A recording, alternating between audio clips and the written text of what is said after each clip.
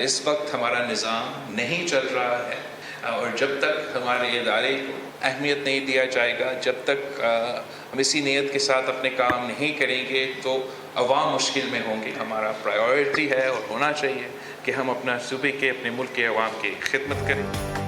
बिलावल भुट्टो कहते हैं अहम तैनाती पर हर तरफ से गैर ज़रूरी सियासत की जा रही है। इत्तेहादियों और अपोजिशन को इस इशू को मुतनाज़ नहीं बनाना चाहिए। जब तक हमारी बात को तरजीह नहीं दी जाएगी तो नुकसान होगा। कराची के दाव अस्पताल में तकरीब से खिताब करते हुए वज़ीर ख़ारिजा का कहना था कि हमें सूबे के अवाम की खिदमत करनी चाहिए। हमारी कोशिश है अवाम तक मुफ्त सेहत की सहूलियात पहुँचाएँ।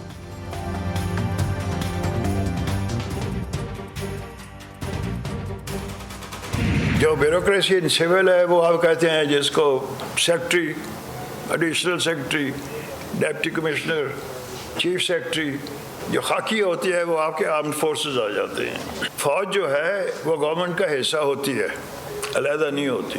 ये कन्फ्रंटेशन हो रही है, गाली गलोच हो रहा है एक दूसरे के साथ, वो नहीं होना चाहिए।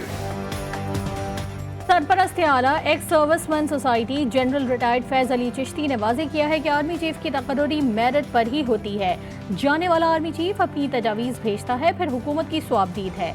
तनकीद करने वाले सुन लें कि लेफ्टिनेंट जनरल तकरीबन तमाम कमांड करने के लिए फिट होते हैं। हालात कशीदा हो रहे हैं, गालम गलोच हो रहा है जो नहीं होना चाहिए।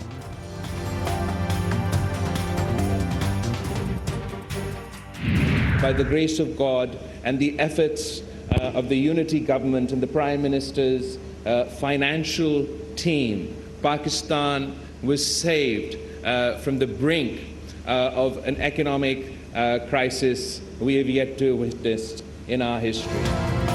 कराची में बैनुल-अक़वामी दिफाई नुमाइश आइडियाज़ 2022 का आगाज़। नुमाइश का इफ्तिताह वज़ीर ख़ारिजा बिलावल भुट्टो ज़रदारी ने किया। वज़ीर आला सिंध समेत सिविल और अस्करी हुक्काम और गैर मुल्की मंदूबीन की शिरकत। खिताब में बिलावल भुट्टो ज़रदारी ने कहा, पाकिस्तान डिफ़ॉल्ट के ख़तरे से निकल चुका है। इत्तेहादी हुकूमत मुल्क को मुआशी चैलेंज से निकालने के लिए काम कर रही है।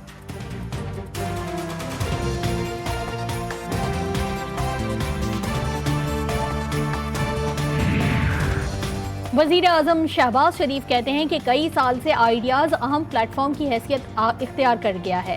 नुमाइश आलमी और दिफाई मार्केट में पाकिस्तान के बढ़ते इक़दामात को उजागर करती है। ट्विटर पैगाम में कहा कि आइडियाज़ 2022 की थीम अमन और इस्तेहकाम के लिए मुल्क की ख्वाहिश की अक्कासी करती है।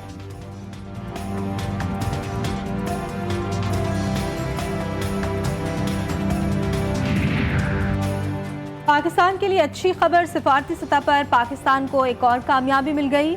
फतफ के ग्रे लिस्ट से इखराज के बाद बरतानिया ने भी पाकिस्तान को हाई रिस्क थर्ड कंट्री की फहरिस्त से निकाल दिया। वज़ीर ख़ारिजा बिलावल भुट्टो की ट्वीट पर तस्दीक। बरतानिया का मनी लॉन्ड्रिंग, दहशतगर्दी की माली मदद रोकने की पाकिस्तान की कोशिशों का एतराफ़। बरतानवी कॉमनवेल्थ एंड डेवलपमेंट ने फैसले से पाकिस्तान हाई कमीशन को आगाह किया।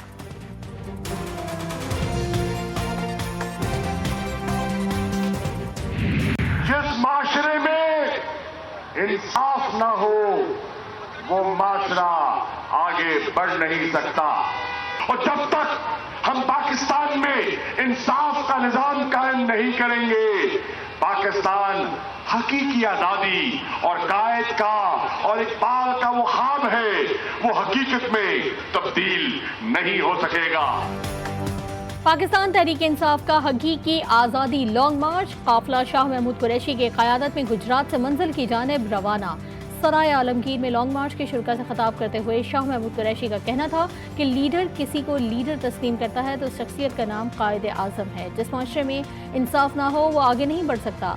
जब तक इंसाफ का निज़ाम नहीं होगा, कायद का ख्वाब हकीकत नहीं हो सकता।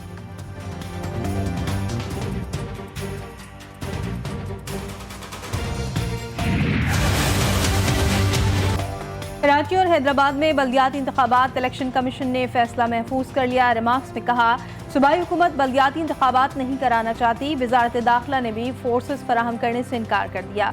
दौरान समात IG सिंध की भी इंतखाबात मुलतवी करने की हिमायत। हाफिज नईमुर रहमान बोले, सियासी जमातें बल्दियाती इंतखाबात से राह फरार इख्तियार करती हैं, जिस पर चीफ इलेक्शन कमिश्नर ने कहा कि हाफिज साहब, आप इन सब पर भारी हैं। इलेक्शन कमीशन हर वक्त इंतखाब कराने के लिए तैयार है।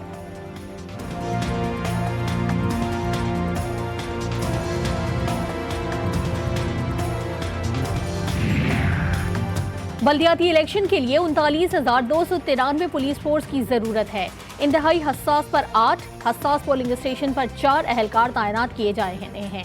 पुलिस स्टेशन के लिए 23,419 अहलकार, जबकि पेट्रोलिंग और दीगर इंतजामात के लिए 16,000 नफरी की जरूरत है।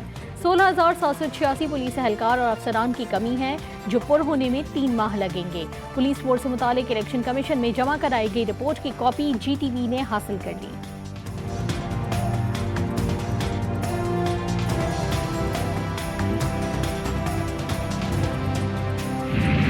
बहुत अफसोस हुआ कि सिंध हुकूमत ने हमेशा की तरह इलेक्शन से फरार हासिल करने के लिए बहुत सारे उज़्र तराशे, और जो आज से 1.5 महीने पहले उन्होंने कहा था कि हमें 90 दिन दिए जाएं, तो आज भी उन्होंने यही बात कही कि हमें 90 दिन दिए जाएं। इससे ही पता चलता है कि वो इलेक्शन कराना नहीं चाहते। कराची में इस वक्त इलेक्शन की अशद ज़रूरत है। इंफ्रास्ट्रक्चर तबाह हो चुका है। MQM भी इलेक्शन से भाग रही है। जमात इस्लामी कराची के अमीर हाफिज नईमुर रहमान की मीडिया से गुफ्तगू, बोले रेंजर्स ने कल हाईकोर्ट में कहा वो इलेक्शन कराने के लिए तैयार है। PTI के इलेक्शन के मुतालबे से पीछे हटने पर अफसोस हुआ।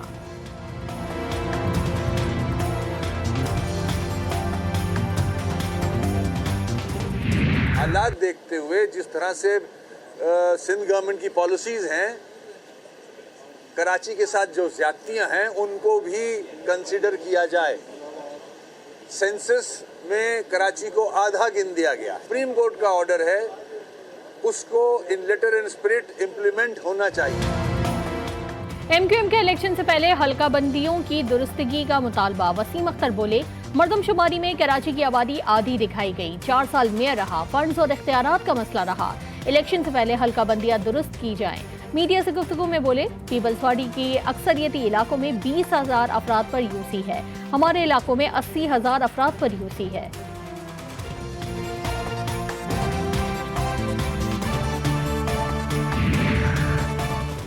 और सिंध में डॉक्टर्स और तिब्बी अमले की हड़ताल। महकमा सेहत और जिला अस्पताल इंतजामिया ने रेंजर्स और पाक फौज से मदद ले ली। रेंजर्स और आर्मी मेडिकल कोर्स से मदद की दरख्वास्त। डॉक्टर शाहिद रसूल कहते हैं रेंजर्स ने डॉक्टर और तिब्बी अमला देने की यकीन दहानी करा दी। फौरी तौर पर डॉक्टर्स और तिब्बी अमले की 650 भर्तियां करने जा रहे हैं।